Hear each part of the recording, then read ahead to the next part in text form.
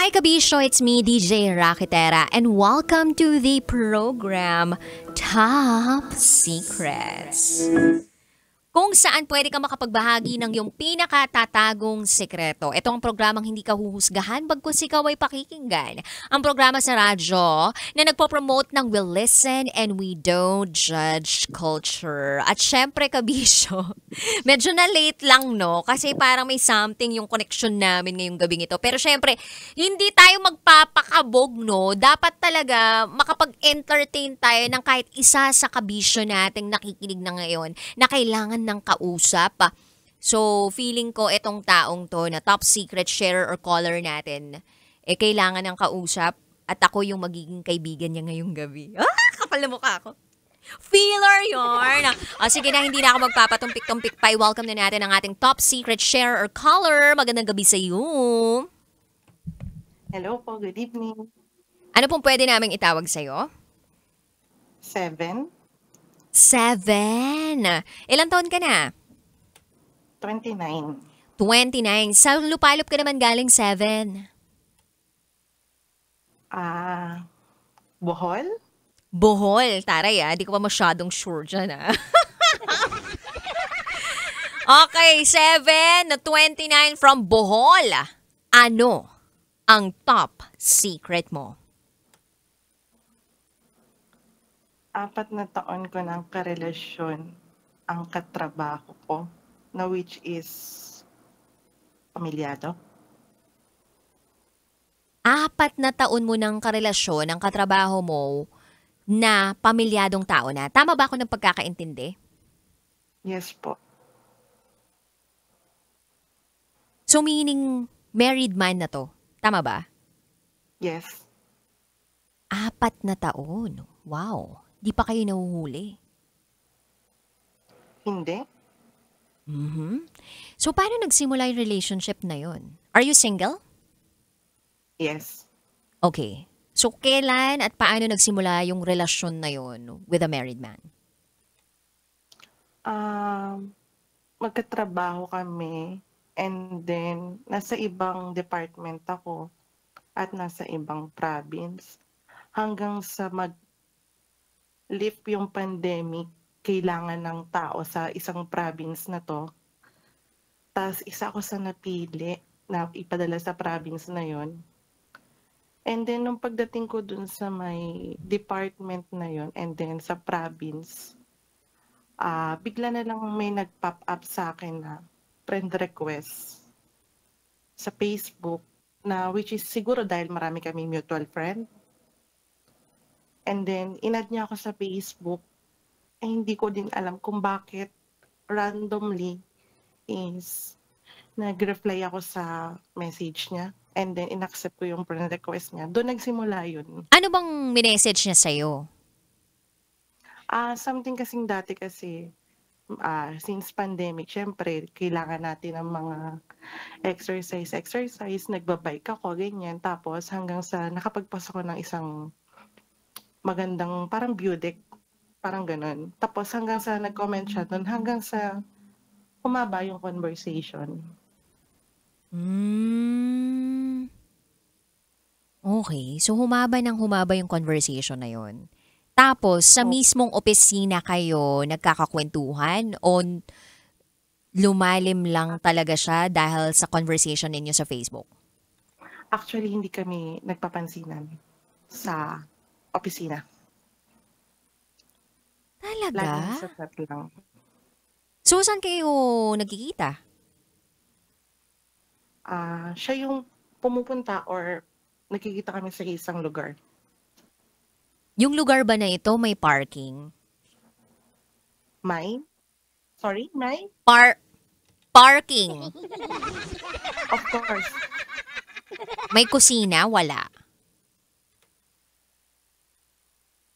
Wala. And nung nangyari yun, sa unang pagkakataon, did it feel good? Actually, wala pa akong nararamdaman sa kanya nung nangyari yun. Pero alam mo na may asawa siya. Oo, kasi nakikita ko naman sa Facebook niya, eh. Hindi ko din alam paanong nangyari yun. So what made you say yes? Or paano kanya napapayag na magkaroon ng relasyon sa kanya? Actually actually wala nga kaming monthsary, hindi ko rin alam paanong tumagal ng 4 na taon. Walang anniversary, walang kahit ano. Kumbaga, palatandaan ko na nakilala ko siya ng March until now. Ayun Masasabi pa mo din, bang etong relasyon na meron kayo, landian ba 'to o nagmamahalan kayo? nagmamahalan. Nag-I love you-han na kayo? Opo, At anong nararamdaman mo sa tuwing nagsasabi siya ng I love you sa'yo? hmm, nag-grow na kasi yung love ko sa kanya. Dati talaga hindi. Hindi kasi ang layo din ng pagitan ng age namin. Bakit ilang taon na ba 'tong taong 'to? Nasa mid-30s. Hoy, malapit lang Ay, yun! sorry, mid-40s. Mid-40s. Mid-40s. So, sabihin na natin mga 15 years lang naman. Diba? Mga ganon. 15 to 20 Ah, years. Ganon ba? Ang agwat? mga 15. Mga 15 years. Nakakatayo pa yan.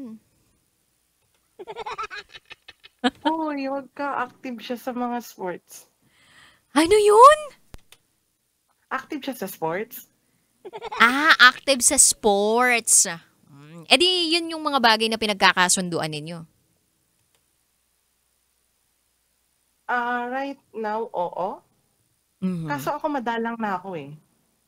Siya na lang talaga yung Mhm. active. So, paano schedule niya sa'yo? Actually, after duty niya, pumupunta siya dito. So, diyan ka na talaga na destino. Opo, dito na. Okay. And now, gusto ko na mag-exit. Gusto mo nang umalis sa relasyon na meron kayo? O diyan sa mismong Yeah, lugar na yan? ayoko na nung relasyon na 'to. Paano mo nasabing ayaw mo na? Kasi nagkakaedad na ako, parang nagkakaroon na ako ng actually nun pa naman may ano sa'kin, may nag-uudyok na parang tama na, enough na. Kasi single naman ako. Kumbaga marami din namang kahit papaano nakakagusto, ganyan. Oo, masarap ka. Tandaan mo yan. Masarap magmahal. Actually ma'am, kasi actually matagal din akong nabakante sa relasyon. Gaano katagal ba? Ah, mga 3 years ma'am. 3 years bago mo siya makilala? O 3 years? Opo, Okay. So currently parang yung nasa 3 years 7 years na yung ano po, bakante mo. Kumbaga, wala ka pang 7 years na yon, 3 plus 4 years. 7 years ka nang opo, walang karelasyon na talagang masasabi mong iyo at sa kanya, sa'yo, yes ganon. po, yes po. Okay. So gusto mo nang umalis dyan sa relasyon na yon. Opo, kasi hindi na rin kasi healthy at maling-mali po kasi. So sa paanong paraan mo siya gagawin? Actually ma'am, nung nagkaroon ako ngayon ng pagkakataon na magkaroon kami ng gap, like hindi na ako nakikipagkita. Minsan 'pag nagta-try siya na pumunta dito, lagi ko sinasabi inaantok na ako, ganyan. Gusto ko na magpahinga, ganyan. Ayun, dun nagsimula yun, yung pagiging cold ko sa kanya, na Hmm. ako yung umiiwas na hanggang sa ilang araw na hindi nagpansinan, ganyan, wala talagang paramdaman. Hanggang nag-rest day ako, umuwi ako sa bahay ng parents ko. Tas nagulat ako, tumatawag siya. Sabi niya, ah, malapit na ako diyan sa inyo, lumabas ka, ganyan. So, ang ano ko kasi sa kanya, akala ko nagbibiro lang siya. Kasi siyempre bahay namin yun, I mean, siyempre wala namang alam yung parents ko. Buti na lang din, wala sila dun sa bahay. And then nilabas ko siya. Nung paglabas ko sa kanya, parang, ah, parang nanunumbat siya na sabi niya, Sabi niya, blah, blah, blah, blah, blah, blah, sabi blah. na, Hello, Seven. Nawala ka ng mga 10 segundo. Ano yung hindi, sinabi kasi niya? Yung nanunumbat ayun nga, siya. nagpunta siya sa bahay, hanggang sa nanumbat siya, ang sagot ko naman sa kanya, anong gusto mo? Open arms kitang tatanggapin dito sa bahay namin. Alam mo naman yung sitwasyon natin. Tas ayun, nag-walk out, nilayasan ako. Ano siya? Sad boy ba siya? Hanggang sa hanggang sa ano, ngayon sa Facebook binlock niya ako. Hindi na rin talaga kami nag-uusap. So, nung nag-walk out siya dahil sa sinabi mo, which is valid naman, dahil hello, kung meron mang lugi dito, ikaw naman yun 7 kasi ikaw single, siya may sabit, hindi ka niya nga kayang ipangalandakan sa buong mundo na mahal ka niya, 'di ba? Tapos nag-walk out siya, tapos binlock ka pa. So, anong naramdaman mo dun sa mga series of events na yun? Hindi ko deserve 'tong sitwasyon na 'to, tsaka, gusto ko na talagang makaalis, ma'am. Pwede ka bang mag-request dun sa HR ng kumpanya ninyo, dun sa head ninyo na sa iba ka na dalhin sa trabaho? Actually, ma'am, puwede naman. Kaso nga lang, mas convenient kasi ako dito kasi mas malapit 'to sa bahay nung magulang ko. Yung destino ko na 'to na Ah. ngayon. Palagay mo ba okay lang na araw-araw posible mo siyang makita sa opisina kung magmo-move on ka? Sa ngayon, ma'am, hindi pa I mean, hindi pa naglalandas yung ano namin, Di pa landas nagko-cruise yung namin. landas niyo? Opo. Hmm. Good, siguro good for me yun kasi hindi ko rin alam kung paano ko i-ha-handle. Sino kamukha mong artista? Kamukhang artista. Hmm. Hindi ko masabi, ma'am. O 'di ba biglang nagshi-share ng top secret tapos biglang tinanong sino kamukha mong artista? Alam mo kung bakit? Kasi feeling ko maganda ka naman, single ka, worthy of love ka naman.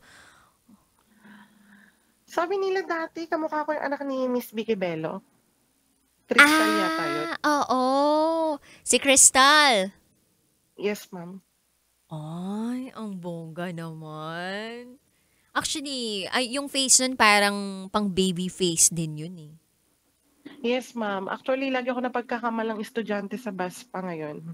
Ay, tingnan mo. Wait lang, sabi ni Boy Pindot dito, iniisip niya si Scarlett daw. No, hindi po. Si Crystal, ma'am. Krista.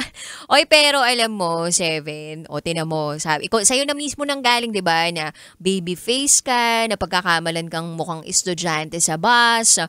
Imagine mo, kumbaga parang, ang dami mong good qualities, physical attributes na masasabi mong pambato, na pwede pang mas maka-attract, di ba, ng mga matatandang, matatanda talaga. Mga matatanda na mahilig sa bata na tulad mo, 'di ba? Na mayaman, naalagaan ka, na o kahit di na mayaman, yung tipong ikaw lang, the one and only, wala nang iba pa, oh. Ma'am, hindi ko nga alam kasi yung mga nagkakagusto sa akin or nirereto ng mga kaibigan ko, ang babata. I mean, may nanligaw pa nga sa akin na kaka-24 lang. Ay, kaka 24 lang. So ayaw mo yung mga mas bata sa'yo, gusto mo na medyo mas mature sa'yo. Yes po, like mga 35. Mm.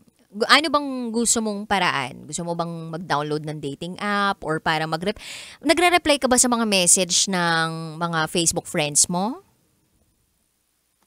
Madalang.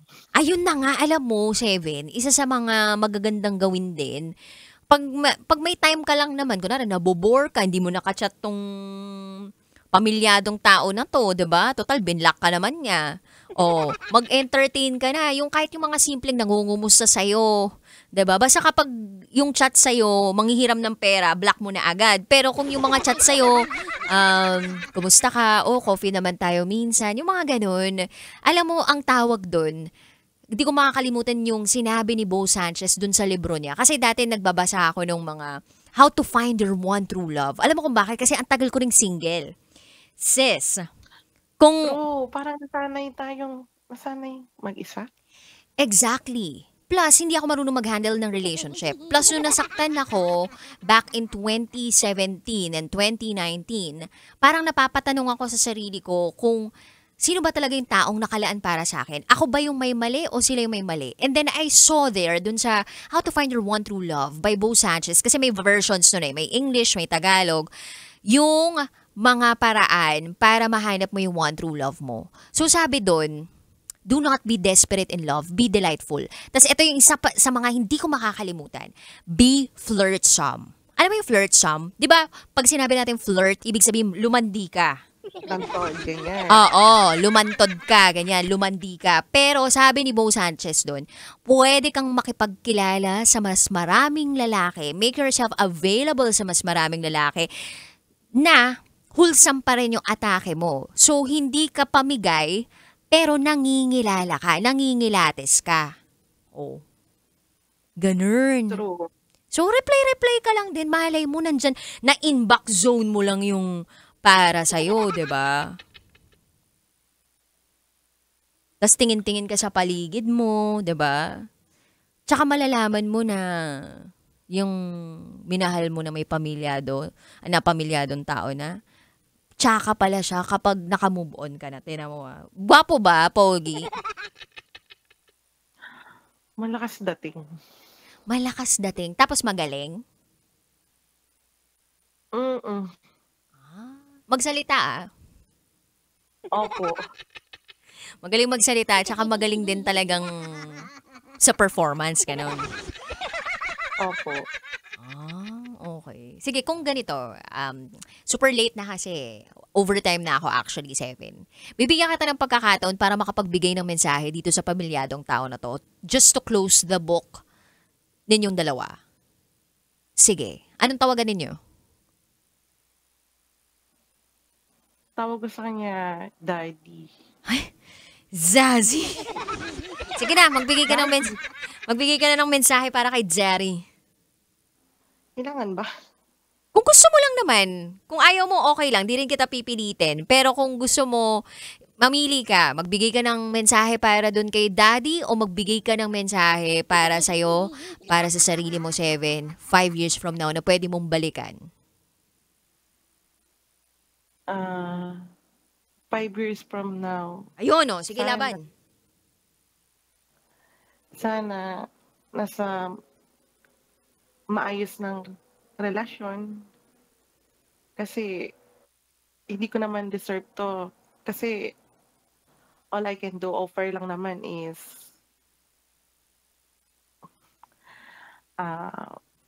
pure love lang talaga. Kaso kung hindi naman ibibigay, okay lang naman. Ayun, mag-message na rin ako sa kanya, sana palayain na natin parehas yung isa't isa. Since eto naman na, sana i-let go mo na din kung ano yung meron tayo. Yun lang. Yun. Medyo gumaan-gaan ba yung bigat na nararamdaman mo ngayon, 7? Opo, kasi ma'am, ang problema kasi hindi ko na maiyak yung nararamdaman ko. Hindi mo na maiyak dahil sobra na yung ginawa mong pag-iyak nung nakaraan o napagod ka na talaga o wala ka nang Ah, maiyak? Anong dati kasi 'pag nag-aaway kami parang ayan, iyak ganyan. Ngayon parang napagod, ubos na. gusto mo tawa naman tayo ngayon, oh? Sige, tawa tayo in 3, 2, 1, go! Loka. Ay, nako. Okay lang yan, Pero normal yung yan. ang ganda mo sa personal. Ano? Ang ganda mo sa personal. Ay, thank you talaga ha. Grabe naman yung... Oh guys, narinig yung... Naka-orange dress ka nun. Naka-orange dress ako? Or peach. Parang gano'n. Nung nakita kita. Basta ang ganda mo. Sa The Wedding Library? No? Ay, hindi. Okay, sige. Okay. Nag-host ka. Nag-host ako. Pero parang ang tagal na nun. Parang ang tagal ko na hindi ako naka-peach ako or parang naka-orange ako. Mga last year lang ba yan? 2 Many years ago. Okay. Many years ago. Anyway, thank you, Seven, sa pagtawag mo. And I hope to see you again soon in a better state and in a better place. And I believe, yung mga taong tulad mo na nagmamahal naman ng tapat at totoo, ay binibiyayaan ng Panginoon ng ganun din. All you need is to start all over again. And yung one day mo, makaka-move on din ako. At one day mo na makakahanap din ako ng taong magmamahal sa akin ng tapat at totoo, parating na sa'yo. You will soon have your day one. Moved on na ako at nahanap ko na ang taong para sa akin. Alright? Okay po, ma'am. Thank you so much Thank po. you and God bless. Bye! Bye po. At dyan po natatapos ang ating top secret. Ngayong gabing ito, medyo madami-dami tayong pinagdaanan ngayong gabi. Pero nagsama-sama pa rin tayo. Pero yun nga, oy kabisyo kung meron akong i-advise dun sa mga matatagal ng single dyan, na basahin. Mahilig kasi ako magbasa talaga dati ng mga books ni Bo Sanchez Up until now naman, gusto ko rin talaga nagbabasa ako. Tsaka kaya nga ako tinawag na Basa Princess Kumbaga magandang i-feed yung mind mo ng mga ganun. Dahil ginaguide ka niya to a more God-guided path. Alam mo yun? Kumbaga, yung teachings doon, or yung tinuturo sa'yo doon sa libro na yun, galing din yun halos sa Bible, or parang interpretation din sa Bible. Godly man. Yung dapat talagang hanapin natin. And hindi mo siya mahanap kung nasa isang relasyon ka pa na alam mong mali para sa'yo. Kailangan mo lang talagang bumitiw. At kailangan mo lang magtiwala na darating din yung tamang tao para sa'yo. I've been so fortunate to have a support system na kasama ko, kasangga ko noong mga panahong heartbroken ako. And look at me right now, 'di ba? Nasa tamang pag-aalaga, nasa tamang relasyon kaya nananaba. Charot, darot. Ay nako, maraming salamat Kabishot. Nag-overtime na tayo. Nakapiling po ninyo ang inyong Basa Princess DJ Rakitera. At kayo nakatutok sa 90.7 Love Radio. Kailangan pa bang i-memorize yan? Basic. This is Top Secrets. Metro's number